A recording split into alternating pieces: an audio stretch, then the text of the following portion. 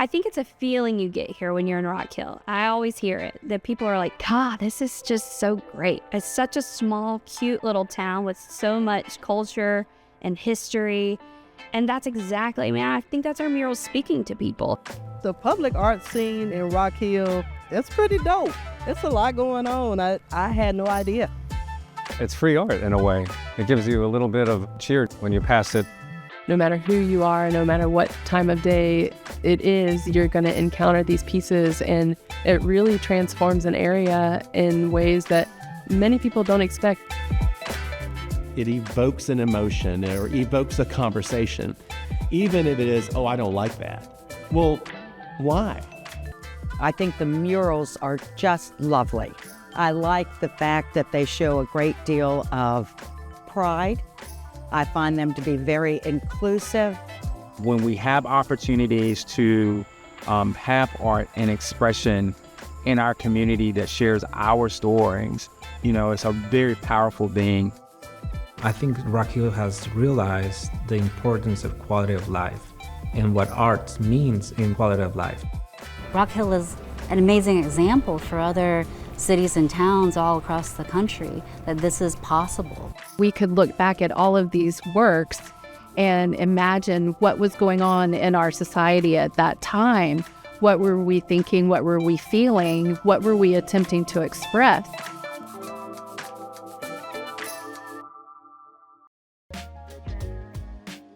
Funding for this program generously provided by the ETV Endowment of South Carolina, supporting South Carolina stories through the generosity of its donors and members since 1977. Additional funding provided by Dick and Jen Shaw McCoy.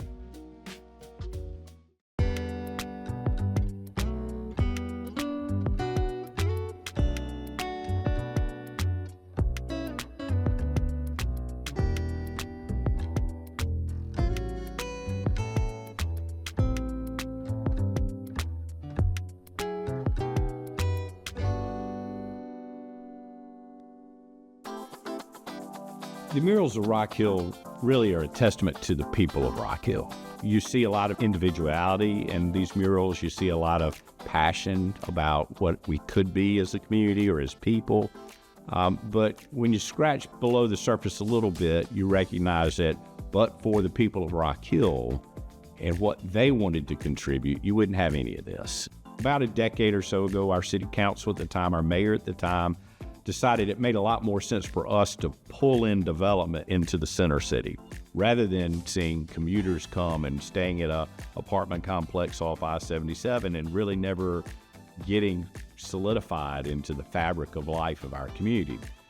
The Arts Council had been working with the community for a very long time, impressing upon them the importance of making sure that art was part of redevelopment efforts, that it was part of just development efforts in general. In 2015, on Main Street, there was a project where they tore down one of the old buildings, the old Woolworth building. And as they rebuilt with an apartment building, they decided they needed to have an alleyway from the parking lot to Main Street. And that's where the idea came up to make it into something more than just a common alley, make it attractive.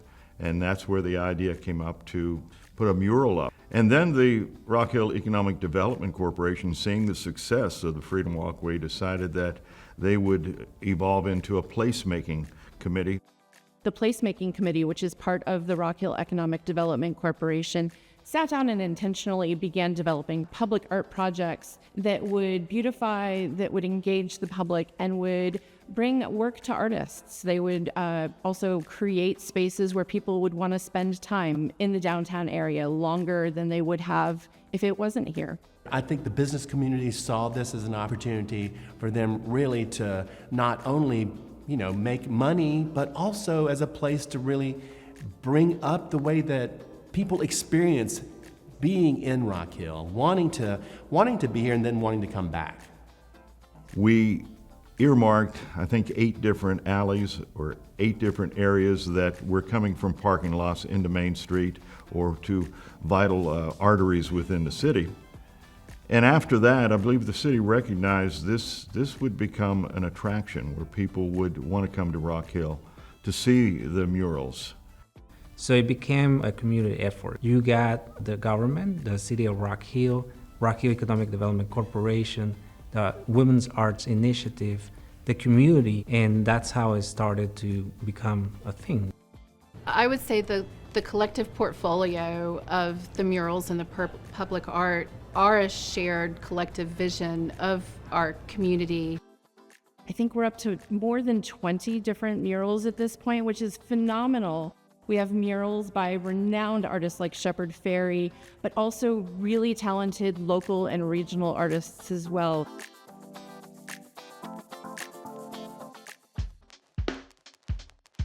Freedom Walkway mural inspired, I think, every other mural that we've had since that time.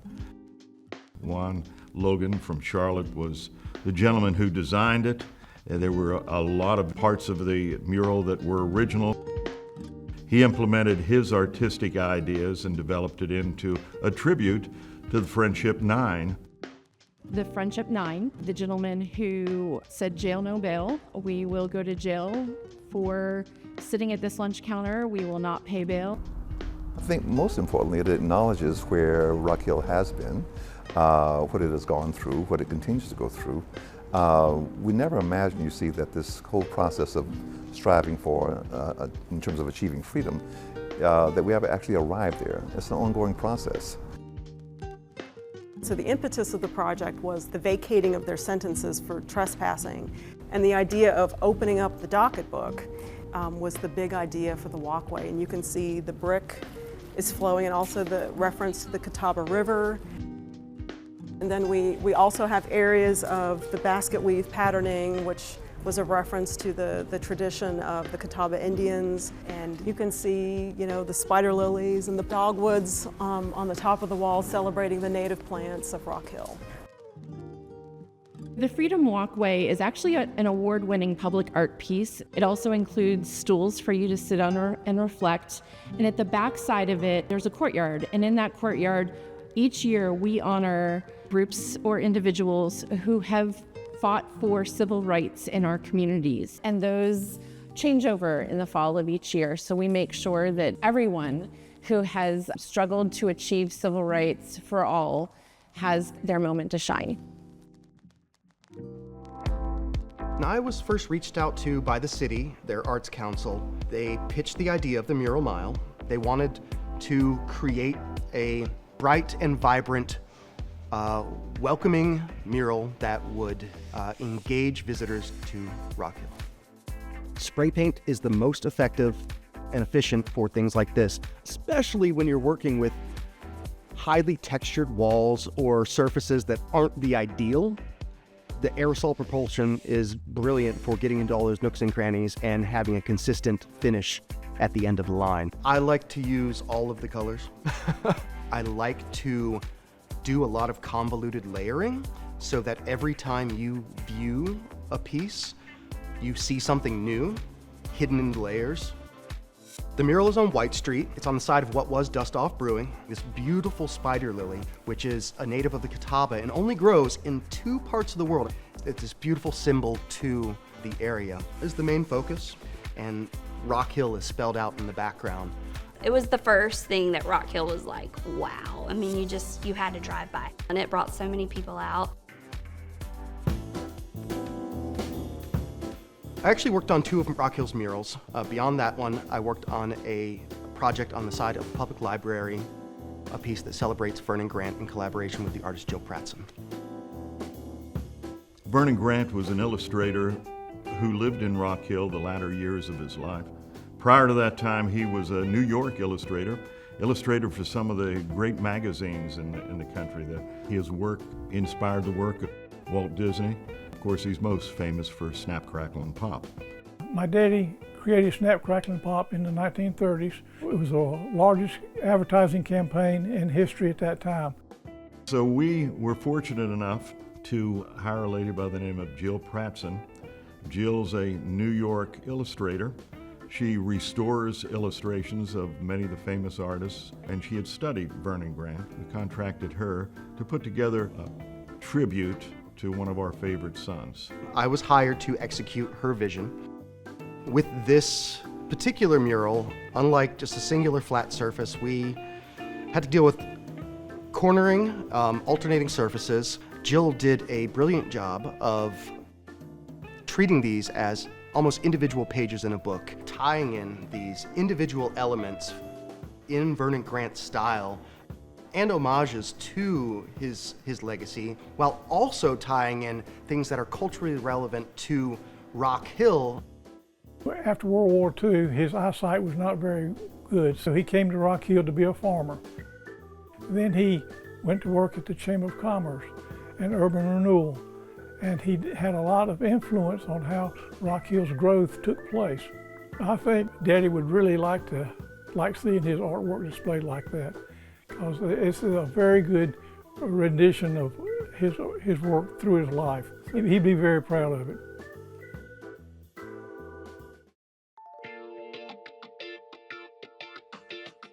So we wanted to have an image that was very quickly identifiable and something that was going to be really uplifting.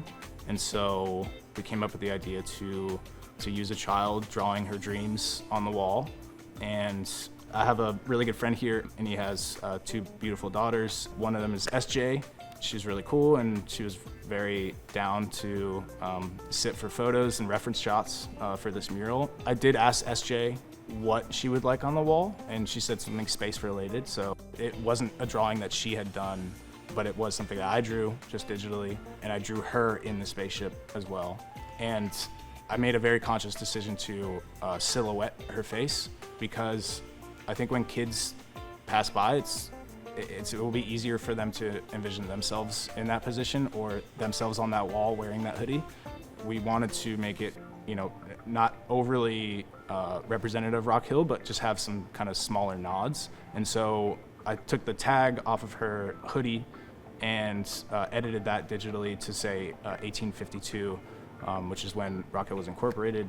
And the backside of her sweater also says Rock Hill, South Carolina, just kind of cut off from the hood. I just think it's kind of cool to just have a not fully finished word, but you know exactly what it is. It took 16 days to paint over the course of 2.5, 3 weeks. I started with the drop shadow because that's the thing that's farthest back on the wall. And that was done with a handheld sprayer. The rest of the image was already sketched on the wall via projector. And so at that point it was just filling in with a roller. And then I go in with the spray paint and do all the little details. SJ has lots of hair and it's very, very curly, very fine. It looks awesome, but it's such a pain to paint because you're just going in with a really small, thin line and just doing all these curly curls just everywhere. But it's super rewarding because little tiny details like that, when they're next to really large fills, it makes it pop so much more off the wall.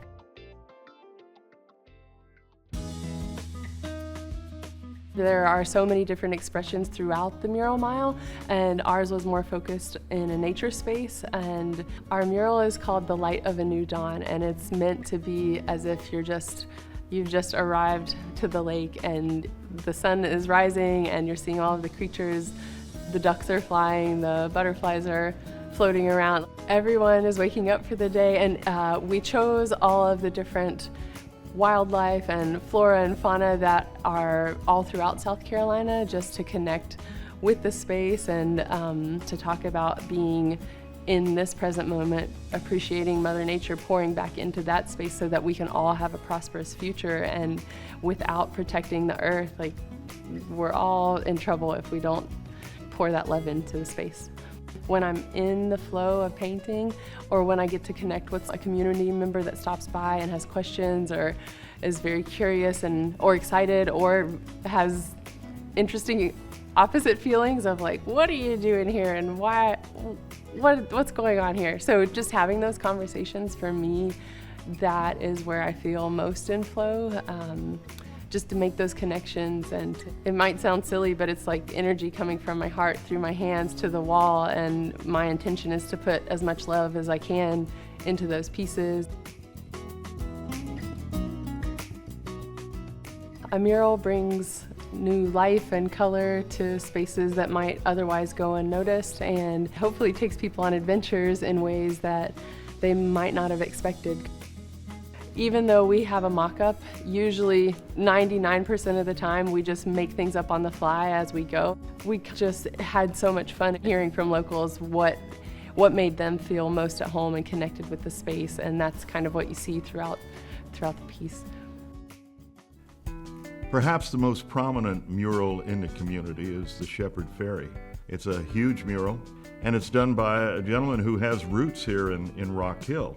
Shepherd Ferry's gone on to become one of the foremost muralists in the country, and certainly one of the greats from South Carolina. He's most known for his Obama Hope poster, and so people will come from all over and be like, no way, you guys got Shepherd Ferry, because he's officially on every continent now. The city had hired somebody to come and just paint the solid colors of each section first, and then he started stenciling it out. They've got their crew out there. They just get on that lift and start going.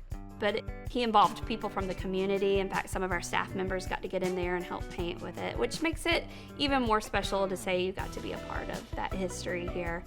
The Shepherd Ferry mural is a representation, I think, of Rock Hill's past, present, and future. It talks about our history in the cotton industry and textiles, all the way through our freedom rides from the sit-ins with Friendship 9, and talks about quality descent, what that means for us. And it's onward to the future, rise above. To us, it literally was our sign for our building. So as a business, we've gotten to reap those rewards, as well as just built a sense of community around art and culture. We're so lucky to have Shepherd Ferry's artwork in and outside of our building. They did the one inside for us in a night. It's a play on the Zapatista women and like femme fatale, saving the world, saving the planet, questioning things. Some people see his all-seeing eye, the obey, as, you know, who are we obeying? What are we obeying? But that's his intentions, is to get you to question. So it's fun to get to have people kick down a couple beers or a couple glasses of wine and break that mural apart. But it's super special to us that it's inside and we get to call it our own. In 2022, the Women's Art Initiative began working on the project for the Corner Oasis.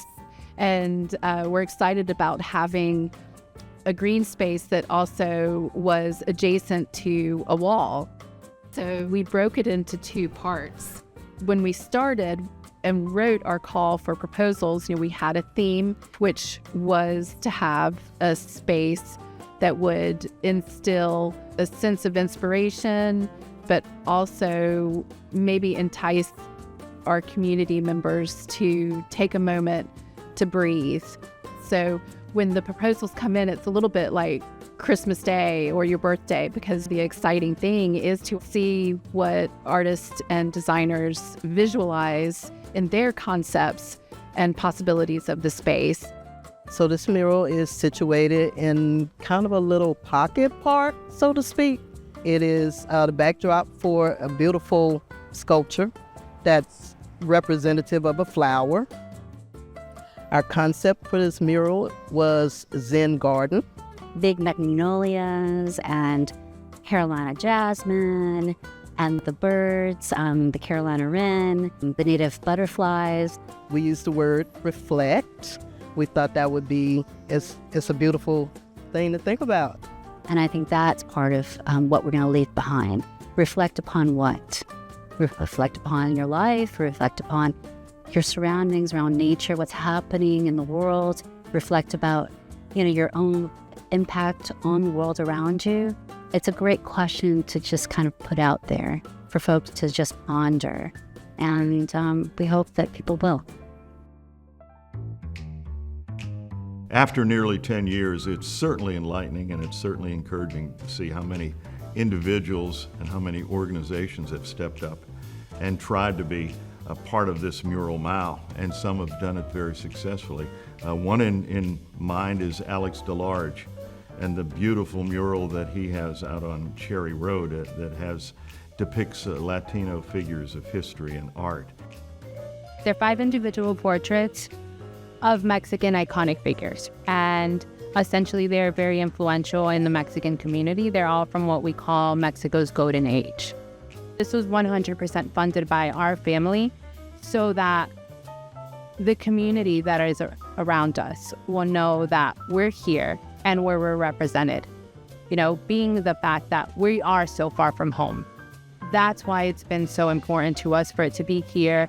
And it means a lot to us that it was developed and it was done by Mexican-American artists. When I see people come and enjoy it and take photos, it shows me all of the positive effects that the art has on the community.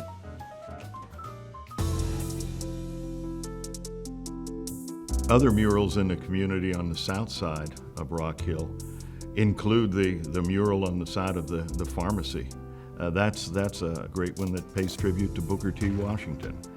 We wanted to come up with something that really kind of expressed the struggles, but also the resilience of Black and brown people, specifically African American people. So Periwinkle Institute has been working very hard to find abandoned graveyards across the United States, and many of these were marked by periwinkle. When enslaved ancestors were actually buried, they couldn't put up headstones, and so you can find a lot of abandoned enslaved cemeteries through periwinkle. And so we wanted to try to find a way to honor that, but also honor the folks of this community and their resilience, that they'll never be forgotten. And so that was kind of the concept behind the periwinkle. And of course, us being involved in agriculture, we would be remiss if we didn't honor the father of Black agriculture, which is Booker T. Washington. And so we wanted to make sure that we had that image there and one of his famous quotes. We've gotten a lot of attention from the mural. I think people are just excited to see the mural project move outside of Old Town. And so a good way of kind of connecting back all of the communities of Rock Hill back to the center point. I was inspired by the murals at the downtown, and then I wanted to have my own. We wanted something positive or something to represent everyone. It's a magnolia tree. It has kids that trying to explore the entire tree. The main point of it is about adventure and exploring a place. And I think that's the main thing. We wanted people to explore the city and the downtown of Rock Hill.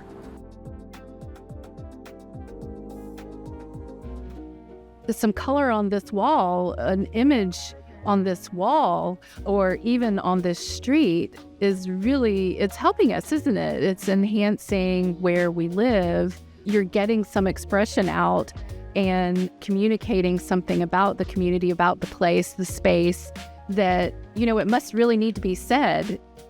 We have a lot of history here, and it's a great way to showcase all of this. Put it on the side of the building, telling people who we are, and what we believe in. And I love the way it brings people together. Our community is better for the murals that tell the story of Rock Hill. You know, we have an initiative that's Rock Hill for All. And I think the murals shows that. I think it's a reflection too of the diversity of the city and how we're growing. It adds a layer of new on the old, and it makes you feel like people care enough to beautify it. We feel very lucky that we've had so many different businesses, the public support, and the artist support. We're just lucky that everybody is very interested in continuing to do this and installing these intentional pieces that do drive people to come to the downtown area of Rock Hill. It means the world that without having to really significantly change our buildings and the landscape and all these things, we've brought so much color and conversation and just walkability about. And people are walking down alleys they never saw before because they're going to see some amazing murals and artwork. It's special that our city cares enough that art matters. I just hope that it's changed a lot of people's mindsets and thoughts on art. And I think that it certainly has, because we're seeing just a massive growth of public art, both in Rock Hill and in Charlotte. It's like a wave. You're riding a wave, and it's causing this beautiful ripple effect for everyone around, not just the businesses, but the community, visitors to the community. What Rock Hill is doing, I think, in a goal to make a more livable space, I think that they've nailed the aesthetic on the head. That's what public art does. It invokes a conversation that brings people together to talk about it. So it's not just an exclusive experience, it's a very inclusive experience. It may be something that you love. It may inspire you. It may make you want to go home and create art. I think they show a great deal of thoughtfulness as far as the community is concerned, and I think they're very thought-provoking. I hope what people will take when they leave is a recognition that somebody didn't drop $2 or $3 million on our city to go do murals. People stepped forward and said, I have this idea, I have this passion, will you work with me to see that happen? There wasn't a uniform plan, so to speak. There wasn't a uniform funding source. And what you see isn't a story that Moneyball. It was a story that people created. And that, I think, is the real beauty of our community. That's the spirit of Rock Hill.